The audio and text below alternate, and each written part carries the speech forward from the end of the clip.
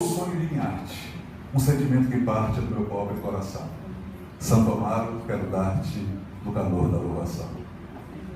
Tua história fascinante eu escutava feliz na minha infância distante.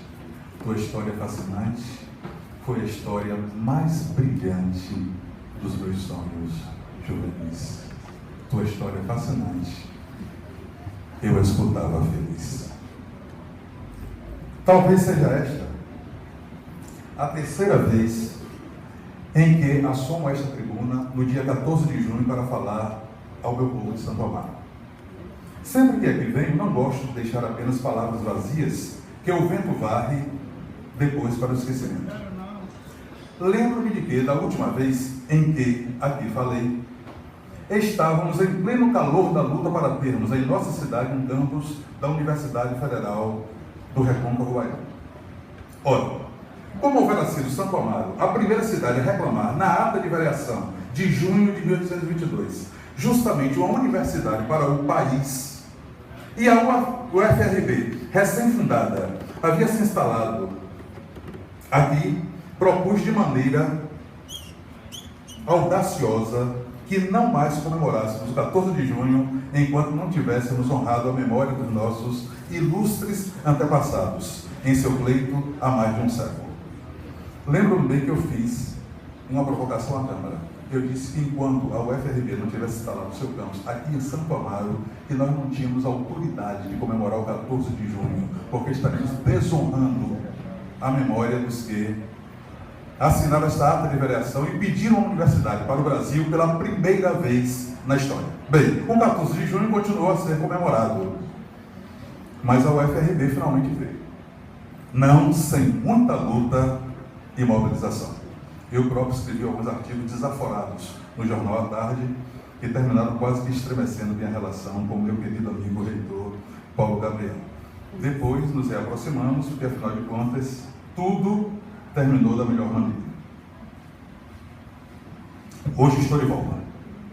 E na especial, mais transitória condição de secretário de Cultura do Estado da Bahia. Talvez o primeiro santamarense a chegar a um lugar tão distinto. O primeiro negro? Com certeza. Eu sou o primeiro negro secretário de Cultura da Bahia.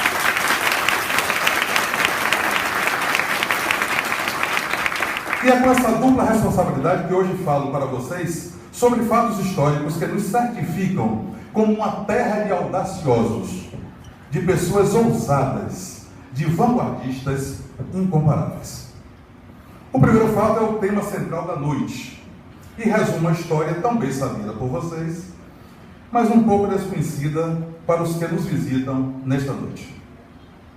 Na campanha pela independência do Brasil, a Vila Nossa Senhora da Purificação e Santo Amaro teve um papel estratégico ao realizar em 14 de junho de 1822 uma sessão de sua Câmara de Vereadores, na qual foi aprovada, entre outras propostas, a implantação de, aspas, um centro único de poder executivo no Brasil, a ser exercido pelo príncipe regente, segundo as regras prescritas em uma liberal Constituição. A Câmara de Santo Amaro respondia assim a uma carta-consulta enviada de Lisboa pelos deputados constituintes baianos que lá estavam para elaborar a nova Constituição portuguesa após a Revolução do Porto, ocorrida no ano anterior. Na mesma sessão, a Câmara apoiou outras propostas, como a criação de um exército formado exclusivamente por brasileiros e de uma armada naval para a defesa do Brasil, a criação de um Tesouro Nacional e de um Tribunal Supremo de Justiça, a liberdade de comércio, a criação de uma universidade e a prática da liberdade e da tolerância religiosa. Incrível isso. Jornal à Tarde de hoje. Manchete. Intolerância religiosa agride 2 pessoas por mês na Bahia. 14 de junho de 2015. Em 14 de junho de 1822, a Câmara de Santo Amaro já exigia liberdade e tolerância religiosa. Isso é vanguarda. Isso está à frente do seu tempo, 193 anos. Esse episódio foi relatado pelo maior historiador baiano, meu querido mestre. Infelizmente ele não pode estar aqui, pois está muito debilitado, mas seria o máximo se ao invés deste humílimo orador fosse Luiz Henrique Dias Tavares falando aqui. Em seu livro clássico, A Independência do Brasil na Bahia, é importante frisar isso. A luta desse homem foi tão grande por essa denominação, que somente no ano passado o Congresso Nacional reconheceu o 2 de julho como a data da independência do Brasil na Bahia. E este ano nós iremos comemorar pela primeira vez, Secretaria da Cultura à frente, a independência do Brasil na Bahia, como sempre quis Luiz Henrique Dias Tavares.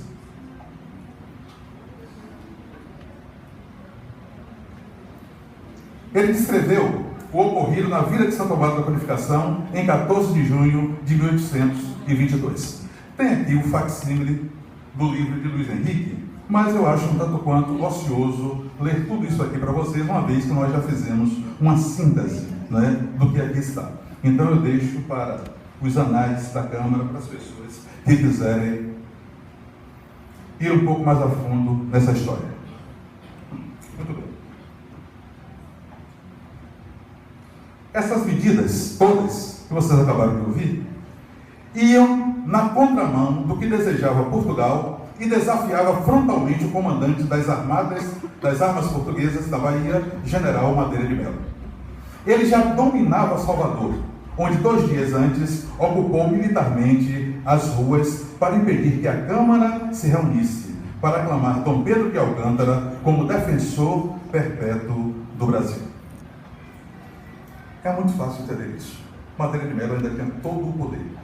E a intenção de Portugal, da coroa portuguesa, era simplesmente dominar o Brasil a partir da Bahia e cindir este imenso país. Da Bahia para cima, continuaria sendo Portugal. E da Bahia para baixo, e do Rio de Janeiro para baixo, aí seria um país independente. E eles não se conformaram de forma alguma. Tanto é que Madeira de Melo sitiou a Câmara de Salvador. E essa proposta, essa pergunta dos deputados baianos nas cortes de Lisboa, elas seriam endereçadas à Câmara de Salvador. Como essa Câmara estava sitiada, então perguntou-se à Câmara de Santo Amaro. E a Câmara de Santo Amaro deu essa resposta que nós todos conhecemos e que hoje comemoramos aqui. Com a decisão, Santo Amaro entrou em rota de colisão com os interesses portugueses. E embora não tivesse aclamado Dom Pedro, nem pregasse a independência, a decisão abria caminho para outras vilas pronunciarem a respeito.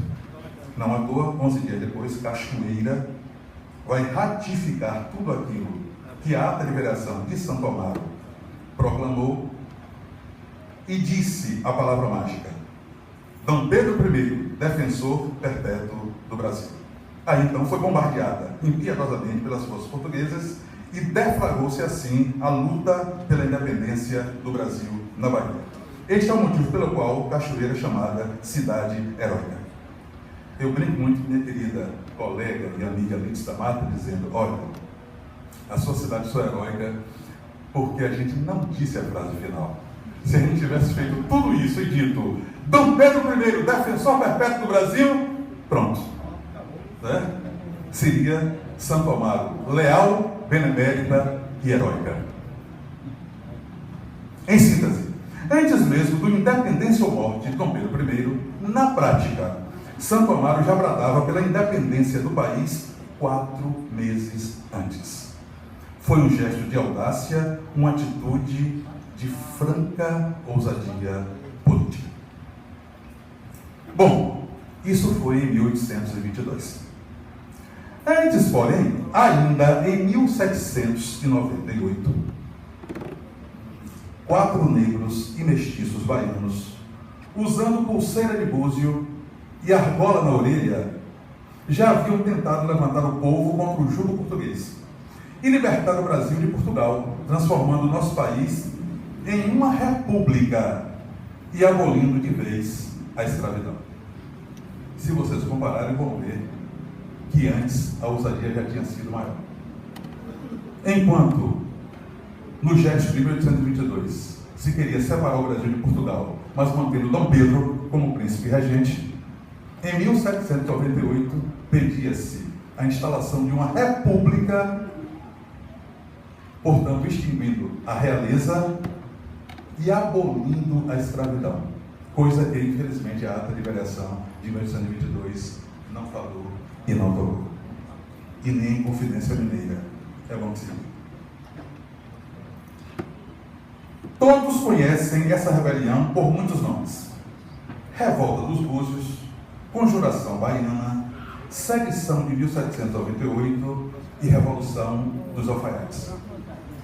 Eram 4 os seus líderes que tiveram o destino da forca na Praça da Piedade: Lucas Dantas, Luiz Gonzaga das Virgens, João de Deus e Manuel Faustino dos Santos Lira, santamarense. Então, um rapaz de 22 anos, o mais jovem de todos, com um poder de oratória impressionante e radical na sua paixão libertária. Mais uma vez, estava lá